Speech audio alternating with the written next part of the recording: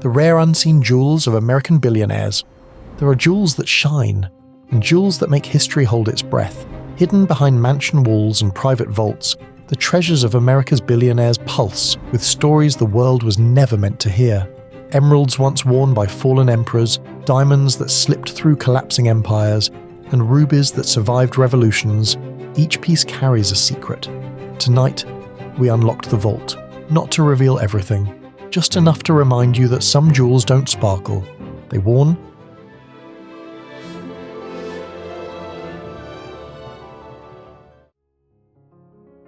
The Marie-Louise Diadem. There are jewels that sparkle, and then there are jewels that haunt history. And the Marie-Louise Diadem is one of the latter.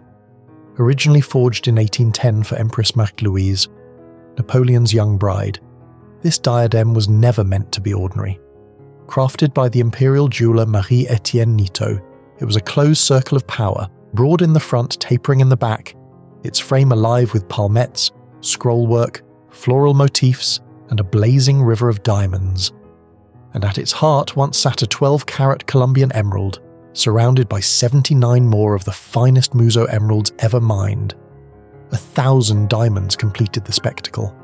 It was a crown that could silence a room. More than a century later, the diadem slipped into the world of American high society and into the hands of Marjorie Merriweather Post, the heiress who collected history the way others collected art. Her daughter, the elegant billionaire Dina Merrill, wore it with the same quiet grandeur, bringing imperial Europe into American salons. Few realized what they were looking at.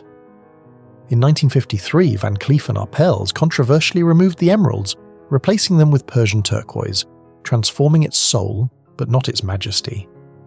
Today, the diadem rests safely inside the Smithsonian's National Museum of Natural History. Visible, yes, yet holding secrets only its former queens truly knew. The Marie Antoinette earrings? There are jewels that sparkle, and then there are jewels that whisper. And the Marie Antoinette earrings, they whisper of vanished courts, fallen empires, and the billionaires who carried their legacy forward. Originally believed to have been commissioned for Queen Marie Antoinette herself, these colossal diamonds, 20.34 and 14.25 carats, were absolutely rare jewels.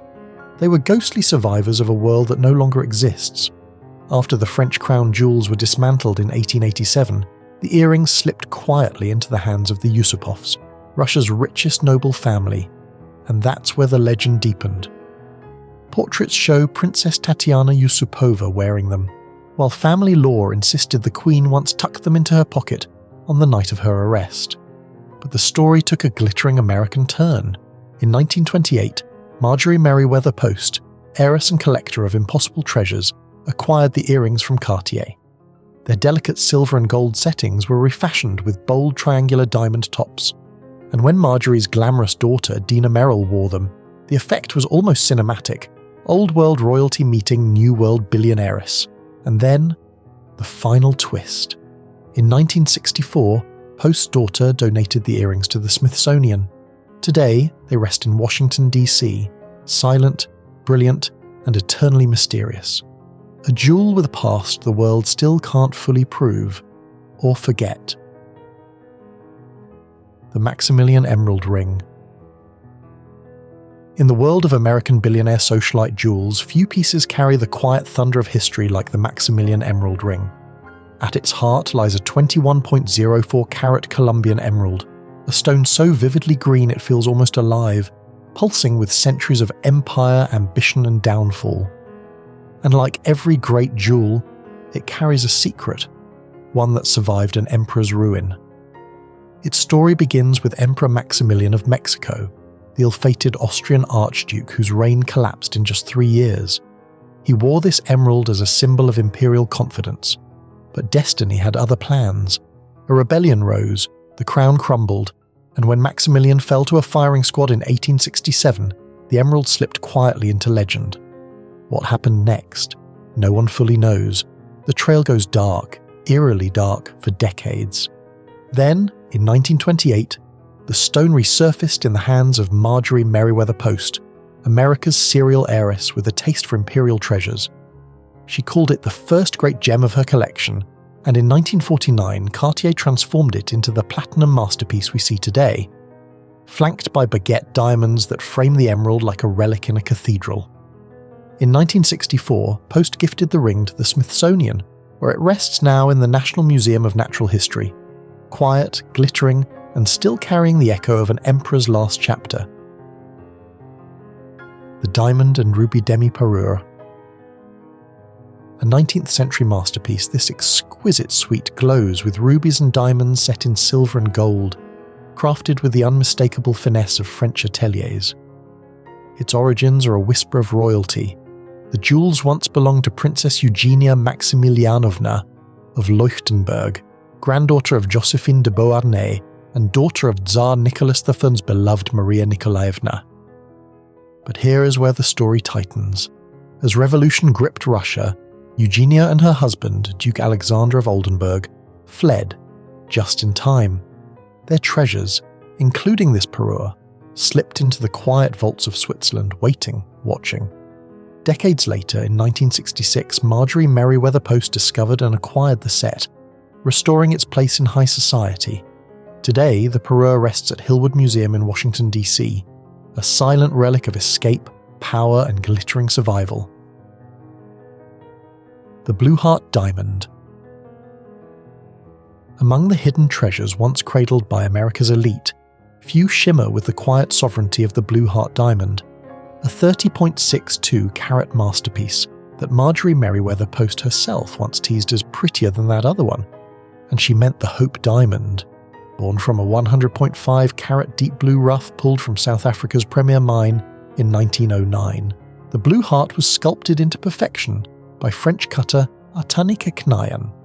Its transformation into a heart-shaped brilliant, a shape famously difficult to perfect, gave the stone a romantic majesty, unmatched even among royal jewels. Its journey reads like aristocratic folklore. Cartier set it into a lavish lily-of-the-valley corsage, purchased by Argentinian heiress Maria Unzue de Alvear. It later graced the worlds of Van Cleef and Arpels, Baron Thyssen-born Amisa, model Nina Dyer, and finally Harry Winston, who reset it into a platinum ring encircled with 25 diamonds. Post acquired it in 1964, and in a gesture of philanthropic grandeur, donated it to the Smithsonian, with one delightful condition: she could borrow it whenever she pleased. Today, the Blue Heart sits in Washington, D.C., graded fancy deep blue, VS2, glowing with a liveliness many experts whisper surpasses even the Hope.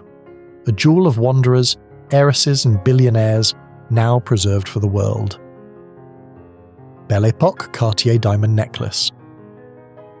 Doris Duke's Belle Epoque Cartier Diamond Necklace is masterpiece so radiant it almost feels mythical. Gifted to her by her industrialist father, James Buchanan Duke, this necklace was crafted during Cartier's most poetic era, the Belle Epoque.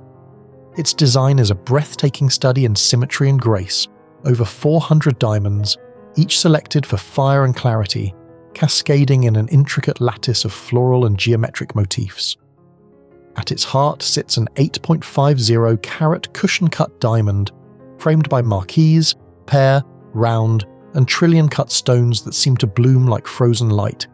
It is elegance engineered with precision, and extravagance whispered in diamonds. Doris Duke herself was a figure as captivating as her jewels. Heiress at 13, philanthropist, collector, traveller, she lived a life dipped in luxury yet marked by intrigue. From sprawling estates to global art treasures, she cultivated beauty with intention, and the Cartier necklace was one of her most cherished possessions. Though rarely worn publicly, its presence left an imprint on America's high society lore. Today, this necklace rests in its eternal home, the Smithsonian Institution in Washington, D.C., where it continues to mesmerize visitors, glowing softly under museum lights like a relic of a lost gilded world. Bunch of Grapes Clip Brooch. Among the rarest jewels of American high society, Doris Duke's Bunch of Grapes Clip Brooch stands as a testament to audacious artistry and timeless elegance. Crafted circa 1941 by the visionary Seaman Sheps, this extraordinary piece captures his signature flair for combining colour, texture, and unexpected materials. The brooch depicts a cluster of cabochon sapphires in varying watery hues, forming a lifelike mosaic of grapes, accented with carved emeralds and a heavy-set diamond leaf, all intertwined by a polished gold tendril. Mounted in platinum and gold, it reflects Shep's bold approach to design, merging traditional gemstones with a playful sculptural sensibility influenced by Oriental motifs. Doris Duke, the heiress and socialite renowned for her impeccable taste, often wore this masterpiece at elite gatherings, where its subtle opulence and vivid colours drew admiration.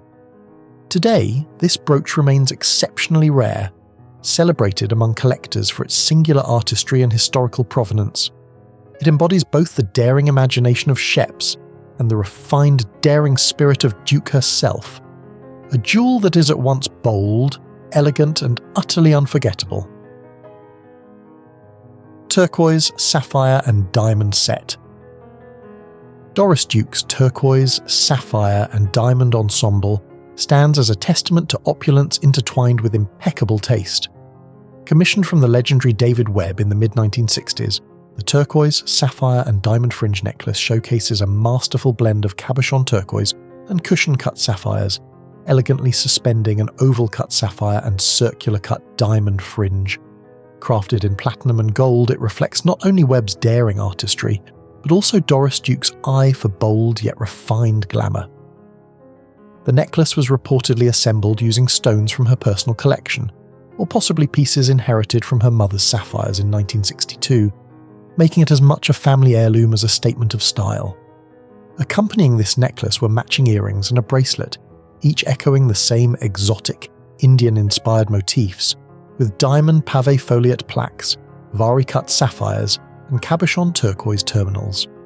Doris Duke wore these jewels sparingly, reserving them for high society galas and exclusive soirees in the 1960s, where their dazzling interplay of colour and light drew admiration and envy alike.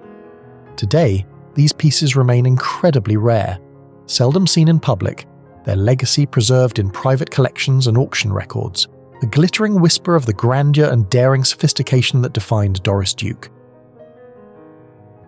Astonishing gold bracelets. Doris Duke's jewellery box was a private kingdom, an empire of eccentric taste and aristocratic flair. Among her most intriguing pieces were two astonishing gold bracelets, each whispering its own chapter of glamour. The first, an 18-carat gold fancy link bracelet crowned with an engraved golden bull and kissed with cabochon gems, amethyst, emerald, peridot, ruby, and garnet, felt like a miniature treasure chest wrapped around the wrist. Paired with its rope twist twin, adorned with turquoise stars on its safety chain, it was the kind of luxury Doris wore quietly during her more intimate soirees in Newport and Honolulu. Then came the rarity, a retro simulated ruby and green chalcedony bracelet by Paul Flato, crafted in the 1940s.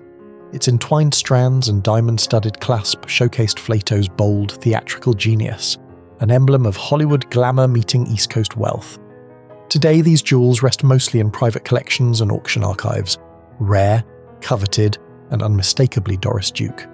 Thank you for watching. Once again, don't forget to subscribe to our channel for more sparkling stories. We would love to know your thoughts on which billionaire jewel did you love the most, and why.